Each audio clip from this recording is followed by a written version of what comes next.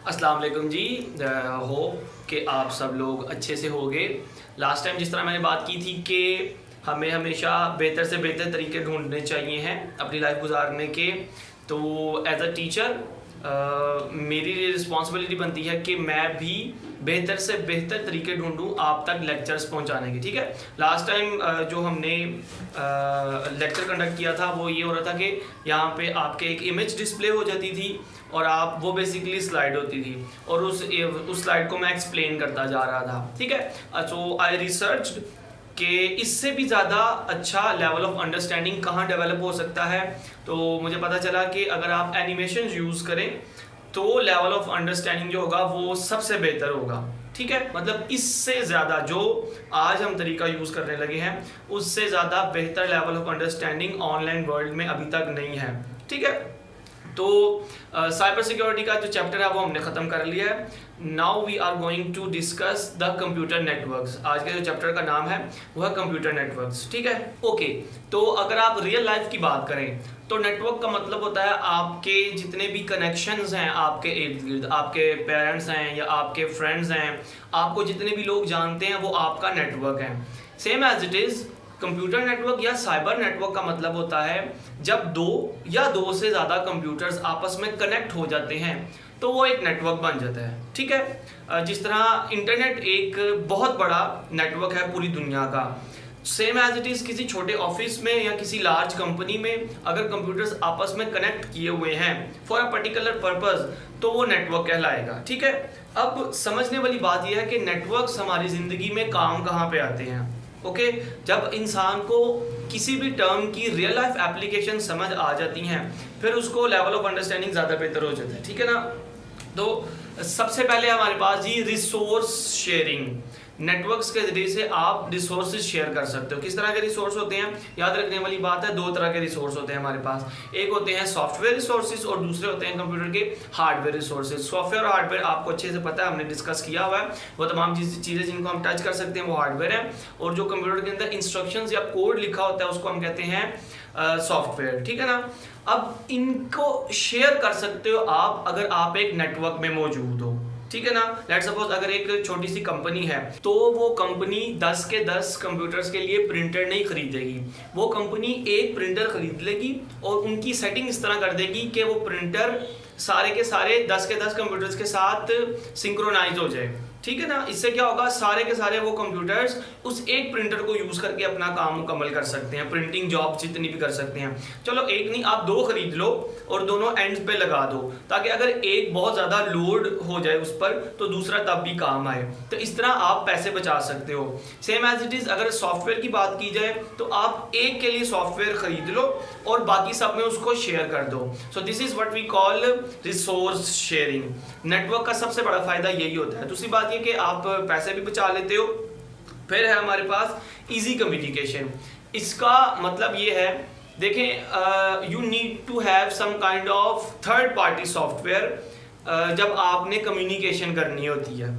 Okay, किस तरह की कम्युनिकेशन, आपने किसी को मैसेज भेजना है, किसी से मैसेज रिसीव करना है, आप व्हाट्सएप यूज़ कर लेते हो या कोई भी ऐप यूज़ कर लेते हो। लेकिन अगर ये जो एप्लीकेशन है व्हाट्सएप एटसेट्रा, ये थर्ड पार्टी एप्लीकेशन हैं, ये आपको इंस्टॉल करनी पड़ेंगी और ये आपके सिस्टम की मेमोरी को कंज्यूम करेंगी। Okay, but when you make your network तो फिर ऐसा होता है कि 10 के 10 या जितने भी कंप्यूटर्स आपके नेटवर्क में मौजूद हैं वो उनका अपना एक चैट रूम बना सकते हो आप, जिसके लिए आपको थर्ड पार्टी सॉफ्टवेयर इंस्टॉल करने की ज़रूरत नहीं है और फिर आप आसानी से कम्युनिकेशन कर सकते हो एक दूसरे से और वो कम्युनिकेशन सिक्योर भी होगी क्योंकि वो मैसेजेस सिर्फ और सिर्फ आपके नेटवर्क में जा रहे हैं, किसी एक्सटर्नल सोर्स से ना आ रहे हैं ना किसी एक्सटर्नल सोर्स के पास जा रहे हैं। ओके, तो आपके पास इजी और सिक्योर कम्युनिकेशन हो जाती है। और नेक्स्ट में हमारे पास है इंक्रीज इन प्रोडक्टिविटी। जब आप नेटवर्क बना के काम करते हो तो आपकी प्रोडक्टिविटी इंक्रीज हो जाती है। इसका मतलब ये है, देखो, अगर मैं सिंपल अपने कंप्यूटर पे बैठ के कुछ काम करता हूँ, कोई सॉफ्टवेयर डेवलप करता हूँ, ठीक है, तो मुझे वो सॉफ्टवेयर बनाने में 4 दिन लगते हैं। अगर मैं नेटवर्क बनाया होता और अपने साथ एक टीम जोड़ी होती और हम लोग सिंक्रोनाइज होकर काम कर रहे होते तो मेरा काम डिवाइड हो जाता है 4 बंदों में, और वो जहाँ पे 4 दिन मुझे लग रहे हैं एक सॉफ्टवेयर डेवलप करने में, जब 4 हाथ मिल जाएंगे, नेटवर्क्स बन जाएंगे, तो वही 4 दिनों वाला सॉफ्टवेयर 1 दिन में मुकम्मल हो जाएगा, और बाकी के 3 दिन हम लोग मजीद कोई नया काम कर सकते हैं, कोई रिसर्च कर सकते हैं। इससे क्या होता है, जो प्रोडक्टिविटी है वो इंक्रीज हो जाती है कंपनी की, और कंपनीज जो है वो बेसिकली इसी तरह काम करती हैं। उन्होंने टास्क डिवाइड किए होते हैं, जो बंदा जिस काम का स्पेशलिस्ट होता है उसके कंप्यूटर में वो टास्क असाइन कर दिया जाता है, वो उसको मुकम्मल करता है। इस तरह फिर प्रोजेक्ट मैनेजर उसको लास्ट में सारा काम कंपाइल कर लेता है, और फिर आपके पास एक एंड प्रोडक्ट बन जाता है जो कि जल्दी तैयार होता है बनिस्बत जब आप नेटवर्क बनाए बगैर काम करते हो।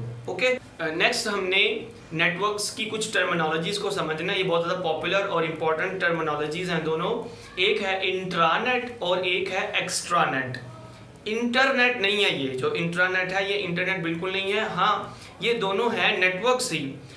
इंटरनेट का मतलब ये है कि पूरी दुनिया में फैला हुआ नेटवर्क, ओके। जबकि इंट्रानेट का मतलब है एक प्राइवेट कंपनी का नेटवर्क, जरूरी नहीं प्राइवेट, किसी भी ऐसी जगह का नेटवर्क जो किसी एक्सटर्नल दुनियावी नेटवर्क के साथ ना जुड़ा हो। कोई एक छोटी कंपनी भी हो सकती है, 10 कंप्यूटर्स की या 10,000 कंप्यूटर्स की कंपनी भी हो सकती है, ठीक है। उन्होंने जब अपना एक नेटवर्क बनाया हुआ है, so this is what we call intranet. जैसे अगर अख्तर सईद वाले हैं, इन्होंने ज़रूर अपना एक इंट्रानेट बना के रखा होगा जिसमें ये इंटरनल कम्युनिकेशंस और इंटरनल मैटर्स को डिस्कस करते हैं। सारा डेटा और कॉन्फिडेंशियल इंफॉर्मेशन वहाँ पे स्टोर होती होगी, ठीक है ना। इंटरनेट में ज़्यादा सिक्योरिटी हमें मिलती है, क्योंकि सारे के सारे जितने भी नेटवर्क के मेंबर्स हैं वो सारे ट्रस्टवर्दी होते हैं, ठीक है। जबकि एक्स्ट्रानेट का मतलब होता है 2 या 2 से ज़्यादा इंट्रानेट्स का मजमुआ। ये बेसिकली तब होता है जब 2 ऑर्गेनाइजेशंस आपस में कोलैबोरेशन करती हैं। लेट्स सपोज AMDC का एक इंट्रानेट है और एक किसी दूसरी कंपनी का या किसी दूसरे कॉलेज का इंट्रानेट है। फॉर एग्जांपल हमारे पास दूसरा नेटवर्क जो है इंट्रानेट है वो पंजाब कॉलेज का है। अब AMDC और पंजाब कॉलेज जब दोनों अपने इंट्रानेट्स आपस में जोड़ते हैं इस मकसद के लिए कि AMDC वाले पंजाब कॉलेज वालों को ये ऑफ़र करते हैं कि हम आपके टॉपर स्टूडेंट्स को ना एक सेशन करवाते हैं करियर काउंसलिंग का। आप अपने स्टूडेंट्स को अपने कंप्यूटर्स पर बिठा दो और हमारे जो प्रोफेसर हैं वो आपके स्टूडेंट्स की काउंसलिंग करेंगे मेडिकल के हवाले से। बदले में जितने भी वो स्टूडेंट्स हैं वहाँ पे उनकी ईमेल आईडीज़ और उनके घर के फ़ोन नंबर एटसेट्रा ये चीज़ें हमें प्रोवाइड कर दो, ताकि AMDC वाले उनको फ़ोन करके उन बच्चों को फ़ोन करके कहेंगे आप हमारे विज़िट करें एटसेट्रा एटसेट्रा। इस तरह क्या होता है, दोनों की कोलैबोरेशन से दोनों का एक फ़ायदा भी हो जाता है, और इस तरह के नेटवर्क को हम कहते हैं एक्स्ट्रानेट। नेक्स्ट आपने समझने हैं जी नेटवर्क के मॉडल, ठीक है।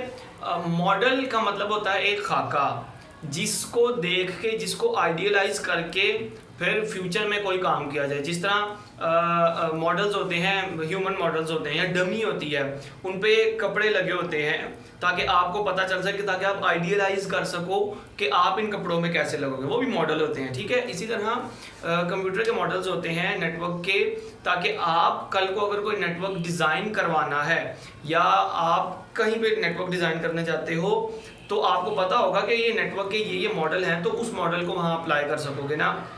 तो हमारे पास नेटवर्क के 3 मॉडल हैं। एक है क्लाइंट सर्वर नेटवर्क मॉडल, दूसरा है peer to peer network model. इसको पीयर टू पीयर नहीं पढ़ना, पीयर टू पीयर है, या इसको शॉर्ट फॉर्म में P2P भी कहते हैं।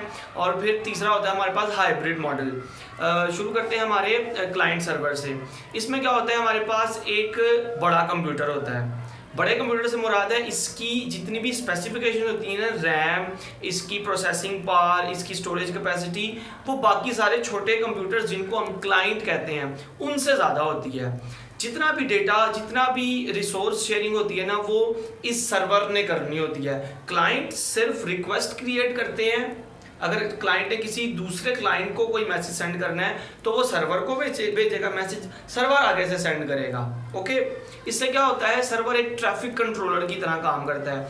आपके नेटवर्क में सिक्योरिटी भी बढ़ जाती है, प्लस आपके ये जितने भी क्लाइंट्स हैं इनकी अकोमोडेशन, इनको रिसोर्स शेयरिंग भी बड़े इजी तरीके से मिल जाती है। ओके, इस तरह के नेटवर्क को हम कहते हैं client server network. Client server network में आप एक से ज़्यादा सर्वर भी लगा सकते हो। एक से ज़्यादा इसलिए कि अगर कभी कोई सर्वर ख़राब हो जाता है तो पूरा का पूरा नेटवर्क रुक जाएगा, आपकी सर्विसेज रुक जाएंगी। इन केस फिर आपका जो बैकअप सर्वर होता है वो यूज़ होता है, ठीक है ना। याद रखें, कंप्यूटर की दुनिया में बैकअप का एक बहुत बड़ा रोल होता है। आपका अपना भी कोई डेटा है उसका बैकअप बना के रखें। कभी कभार इतना डेंजरस वायरस या आपका लैपटॉप या आपका जो मोबाइल फ़ोन है वो टूट जाता है, आपसे ख़राब हो जाता है, तो आपका इंपॉर्टेंट डेटा सारा का सारा ज़ाया हो जाता है। तो आप बैकअप बना के रखो। इसके लिए डिफरेंट एप्लीकेशंस होती हैं। गूगल ड्राइव है जो आपको 25 GB तक का फ्री डेटा स्टोर करने के काबिल बनाती है। अगर आप 25 GB से ज़्यादा का डेटा बैकअप करना चाहते हो तो एक एंड्रॉयड की एप्लीकेशन होती है जो विंडोज़ पे भी चलती है, mega.nz, उसका लिंक भी मैं आपको फॉरवर्ड कर दूंगा। वो एप्लीकेशन आपका फ्री में डेटा को बैकअप करने के काम आती है। Coming back to our topic, client server network में डेडिकेटेड सर्वर्स भी होते हैं। उनकी एक्सप्लेनेशन ये है जी कि कभी कभार ऐसा होता है कि जो बहुत लार्ज कंपनीज होती हैं उन्होंने एक स्पेसिफिक पर्पस के लिए उस एक सर्वर की पावर को यूज़ करते हैं। मतलब ये है कि अगर एक बहुत बड़ी कंपनी है उसने एक सर्वर डेडिकेट किया होगा सिर्फ और सिर्फ प्रिंटिंग जॉब्स के लिए, एक दूसरा सर्वर लगाया होगा वो डेडिकेट किया होगा सिर्फ मीडिया फाइल्स को स्टोर करने के लिए। मीडिया फाइल्स होती हैं audio, video, graphic, image format, GIFs जो होते हैं इनको स्टोर करने के लिए। एक तीसरा सर्वर होगा जो सिर्फ और सिर्फ माइक्रोसॉफ्ट ऑफिस की फाइल्स को स्टोर करने के लिए रखा होगा। तो इस तरह के सर्वर जिनके जिम्मे कोई एक काम लगा दिया गया होता है उन्हें हम कहते हैं। सेकेंड नेटवर्क मॉडल है हमारे पास पीयर टू पीयर, इसको P2P शॉर्ट फॉर्म है इसकी। इसमें क्या होता है, इसमें आपके पास सर्वर कंप्यूटर्स नहीं होते, आपके पास जितने भी क्लाइंट्स या आप नोड कह लो, एक पीयर कह लो या कंप्यूटर कह लो, सारे के सारे आपस में कनेक्ट हुए होते हैं। अगर किसी को कोई चीज़ चाहिए है तो वो दूसरे को डायरेक्ट रिक्वेस्ट करता है और उसके बदले में वो दूसरा कंप्यूटर लिंक से उसको सेंड कर देता है जो भी रिसोर्स उसको चाहिए होता है, ठीक है। इसके फ़ायदे भी हैं, नुकसान भी है। फ़ायदे ये क्या है, आपको सस्ता पड़ता है, सर्वर की कॉस्ट बियर नहीं करनी पड़ती। सेकेंडली इसका नुकसान ये है कि यहाँ पे क्योंकि सर्वर नहीं होता तो सारे कंप्यूटर्स की जो ट्रैफिक कंट्रोलिंग है वो नहीं हो पा रही होती, जिसकी वजह से कभी कभार ये नेटवर्क स्लो हो जाता है क्योंकि बहुत ज़्यादा सारे के सारे पीयर्स कभी कभार बिल्कुल बहुत ज़्यादा रिक्वेस्ट क्रिएट कर देते हैं एक दूसरे को, तो लिंक बिजी हो जाते हैं, फिर ये नेटवर्क स्लो हो जाता है। तीसरे किस्म का नेटवर्क है जी हमारे पास हाइब्रिड नेटवर्क, जो P2P और क्लाइंट सर्वर दोनों का मिलाप होता है। इसमें हमें दोनों के फायदे मिल जाते हैं, सर्वर भी मौजूद होता है और क्लाइंट्स आपस में भी कनेक्ट होते हैं। इन केस कभी सर्वर डाउन हो जाता है तो क्लाइंट्स की जो आपस में कनेक्शन है वो ब्रेक नहीं हो पाता और फिर भी कम्युनिकेशन जारी रहती है। तो ये 3 नेटवर्क मॉडल है। यहाँ तक कोई परेशानी, कोई सवाल उठता है जहन में तो आप ज़रूर पूछें। कोई दुख, गम, आंधी तूफान है तो आप डिस्कस कर सकते हैं। मेहनत करो, ज़्यादा से ज़्यादा मेहनत करो। आपके पास बहुत ज़्यादा वक्त है, इसको ज़ाया नहीं करो। कोई नई नई चीज़ें रिसर्च करो। Okay, thank you so much.